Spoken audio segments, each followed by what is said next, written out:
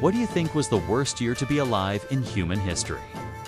Maybe you're thinking of 1347, when the Black Death began its terrifying sweep across Europe.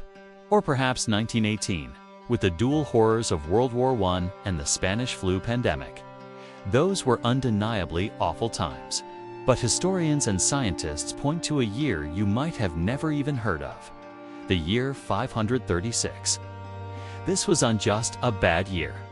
It was the beginning of what some call the late antique Little Ice Age, a period of global catastrophe that plunged the world into darkness, famine, and chaos for over a decade. So, what exactly happened in 536 that made it so uniquely terrible? Imagine waking up one morning and the sun is just ... gone. Not completely, but dimmed, as if a permanent veil has been drawn across the sky. The Byzantine historian Procopius, who lived through it, wrote, "The sun gave forth its light without brightness, like the moon, during this whole year." He described it as a constant, year-long eclipse. The light was so weak that it cast no shadows, even at noon. This wasn't just in Constantinople. Records from China, Ireland, and Mesoamerica all describe a mysterious, sun-dimming fog. For 18 long months, this strange twilight lingered. The consequences were immediate and devastating. Without proper sunlight, temperatures plummeted. We're talking about a global temperature drop of about 1.5 to 2.5 degrees Celsius. That might not sound like a lot, but it was enough to cause summer snows in China, widespread crop failures across the northern hemisphere, and create what one Roman politician called a winter without storms, a spring without mildness, a summer without heat. The Irish chronicles grimly state that from 536 to 539, there was a failure of bread. Think about that for a second. No bread, no grain. The very foundation of society was crumbling.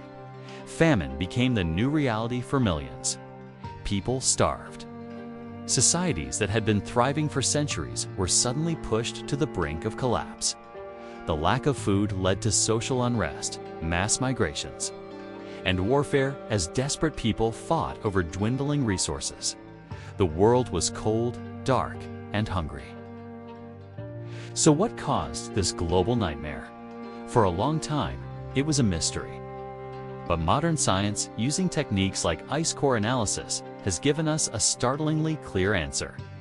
Trapped deep within glacial ice in Greenland and Antarctica are microscopic layers of volcanic ash and sulfate deposits.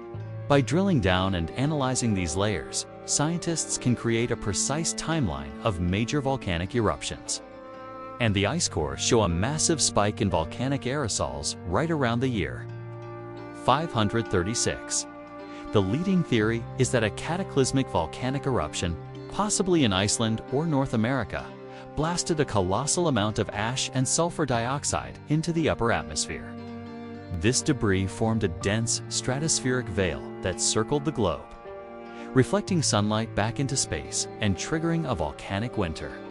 It wasn't just one eruption, either. The ice cores show another massive event followed in 540, and yet another in 547. It was a brutal 1-2-3 punch from nature that kept the climate in a chaotic, cold state for years. The world didn't get a chance to recover from one disaster before the next one hit. The darkness and famine of 536 were just the beginning.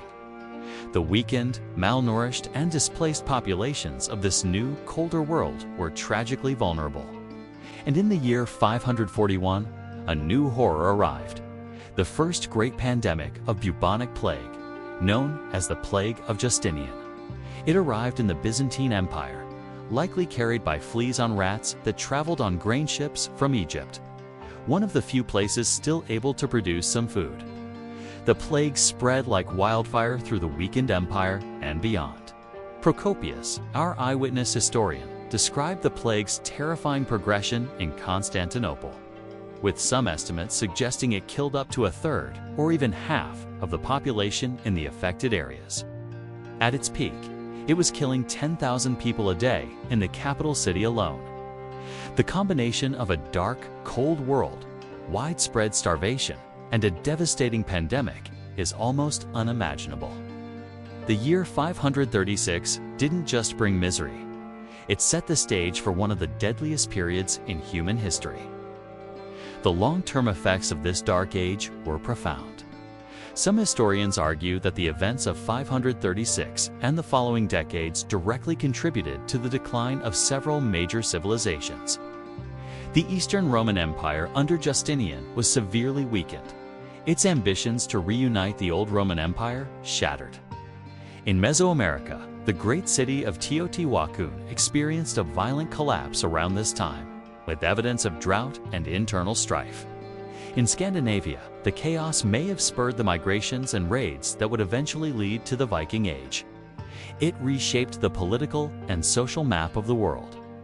It was a true global turning point, a hinge in history that began with that single, dreadful, sunless year. It's a sobering thought, isn't it? Our complex, interconnected world feels so robust. But the story of 536 is a powerful reminder of how fragile civilization can be. A single geological event on the other side of the planet. It shows how dependent we are on a stable climate and a predictable sun. The people of 536 didn't know what was happening.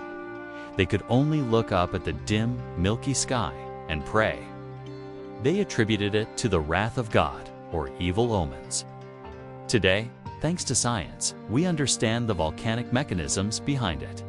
We can read the story of 536 written in layers of ancient ice. This knowledge is both fascinating and a little frightening.